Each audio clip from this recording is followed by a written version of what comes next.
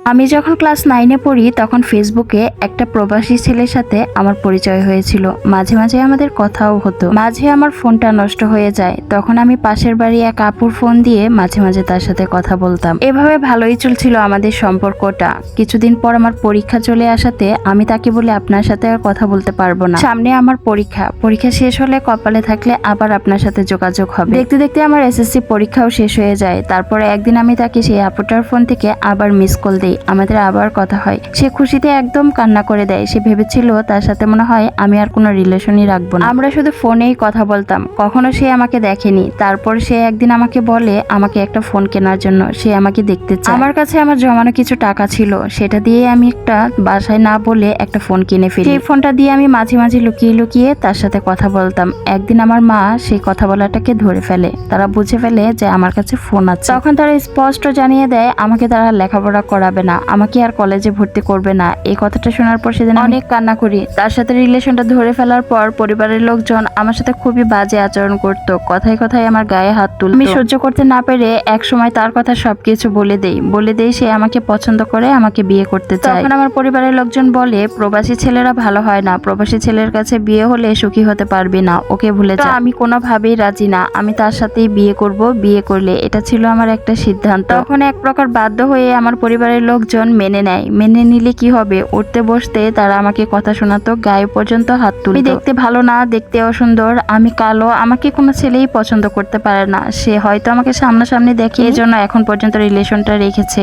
সামনাসামনি দেখলে আমাকে কখনো বিয়ে করবে না, এগুলা পর্যন্ত তারা বলতো। একদিন খুব ছোট্ট একটা কারণে আমার মামাকে প্রচুর মারে। সেই মারের দাগটাই উনি আমার সাথে কথা বলার সময় দেখে ফেলে। আমার হাতে মারের দাগ দেখে সেদিন সে অনেক কান্না করে দিয়েছিল, তার নাকি অনেক কষ্ট লেগেছিল। সে বলেছিল আমি তোমাকে এক্ষুনি বিয়ে করতে চাই, তোমাকে আর এই যন্ত্রণা আমি ভোগ করতে দেব না। আমি তাকে বলেছিলাম তাহলে আপনি আপনার পরিবারকে জানান, আমাকে বিয়ের প্রস্তাব পাঠান, আমিও এখানে আর থাকতে চাই না, আপনার বাড়িতে আপনার হয়ে থাকতে চাই। তার মালিককে বলে 2 দিনের মধ্যেই ছুটি নিয়ে বাংলাদেশে চলে আসে। আমাকে জানায় সবকিছু প্রস্তুত করতে। পরিবার তো রাজি হতে বাধ্য ছিল, কারণ তার টাকাই পুরোটা সংসার চলতো, তার উপর দিয়ে কথা বলার সাধ্য কারো ছিল না। আমি তাকে আনার জন্য আমার বড় বোন আর বড় দুলাভাইয়ের সাথে এয়ারপোর্টে যাই। তার কোনো একটা কারণে হচ্ছিল এয়ারপোর্ট থেকে বাইরে বের হতে। তখন আমার বড় বোন আর বোনের জামাই বলে কি মিথ্যা কথা বলেছে, দেখ মিথ্যা কথা বলে সে বাড়িতেই চলে গেছে, তোর মতো মেয়েকে কেউ বিয়ে করে নাকি। তার কিছুক্ষণ পরেই দেখি সে বের হয়ে আসতেছে। এক ঝড়ি ছাপটা অনেক কিছু ত্যাগ স্বীকার করে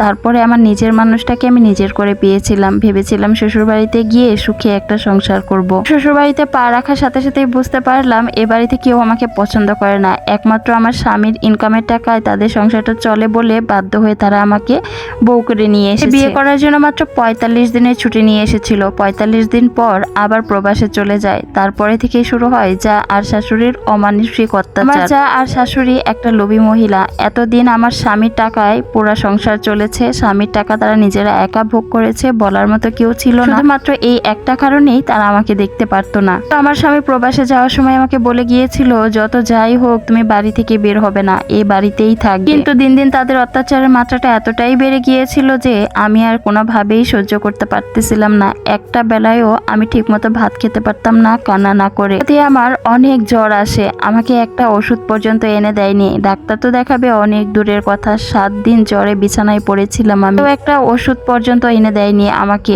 না খেয়ে শরীরে একটু শক্তি পর্যন্ত আমার ছিল না। তখন আমি আমার এক মামাতো দেবরকে বলি আমাকে একটু বাবার বাড়িতে দিয়ে আসতে। তখন তাকে নিয়েও যা আর শাশুড়ি আমাকে বাজে বাজে কথা বলতে থাকে আমার চরিত্র নিয়ে। আর এই সমস্ত কথাগুলো আমি কখনোই আমার স্বামীকে বলতে পারতাম না, কারণ সে নতুন নতুন বিয়ে হয়েছে, যদি আমাকে কোনো কিছু বলে, যদি ভুল বুঝে ফেলে এই ভয়। বাধ্য হয়ে শুধু স্বামীকে বললাম আমি বাবার বাড়িতে যাচ্ছি, আমি অনেক অসুস্থ, একটু ডাক্তার দেখিয়েই চলে আসবো। তাই বলে একাই রওনা হই। সিএনজির মধ্যেই আমি সেন্সলেস হয়ে যাই। সিএনজি এলা ভাইয়া আমার কাছ থেকে ফোন নিয়ে আমার মাকে ফোন দেয়। ফোন দিয়ে লোকেশনটা বললে আমার মা সেখান থেকে গিয়ে আমাকে নিয়ে আসে। আজ 10 মাস হয়ে গেছে আমি আমার বাবার বাড়িতে আছি। আমার স্বামী আর আগের মতো আমাকে ভালোবাসে না, আগের মতো সুন্দর করে কথা বলে না, কথায় কথায় কেমন জানি চ্যাটাং চ্যাটাং করে কথা বলে। আচরণে তার ব্যবহারে প্রতিনিয়ত আমাকে বুঝিয়ে দেয় আমিও তার কাছে অনেক বেশি হয়ে গেছি। আর এইদিকে বিয়ের পর 10 মাস ধরে বাবার বাড়িতে পড়ে আছি। তো উঠতে বসতে খোটা দেয়। শ্বশুর বাড়িতে সবার মন জুগিয়ে চলতে পারিনি, আমার কোনো ক্ষমতা নেই, আমাকে নিয়ে কেউ খাইতে পারবে না, এজন্য আমি বাবার বাড়িতে পড়ে আছি। কথা বলবেই না কেন, তারা তো আগেই ভবিষ্যৎবাণী করেছিল আমি নাকি সংসার করতে পারবো না, আমার মতো মেয়েকে নিয়ে কেউ নাকি নাকি সংসার করতে পারে না। গ্রামে একটা প্রবাদ বাক্য আছে, শুনেছেন তো সবাই, যে অভাগা যেদিকে তাকায় সাগর সেদিকেই শুকিয়ে যায়। আমার দশা হয়েছে ঠিক সেরকম। বাড়িতে থাকাকালীন কখনোই মা বাবা ওইরকম গুরুত্ব দেয়নি, ওইরকম ভালোবাসা তাদের কাছ থেকে পাইনি। ভেবেছিলাম বিয়ের পর শ্বশুর বাড়িতে গিয়ে স্বামী সংসার নিয়ে সুখী হব, তাতে দিন দিন বেঁচে থাকার ইচ্ছাটাই মরে যাচ্ছে। আমার জন্য সবাই দোয়া করবেন, জানি না আমার কপালে কি আছে। সম্পূর্ণ স্টোরিটা একটা আপুর লাইফ থেকে নেওয়া। এই গল্পের সাথে আমার ব্যক্তিগত জীবনের কোনো মিল নাই।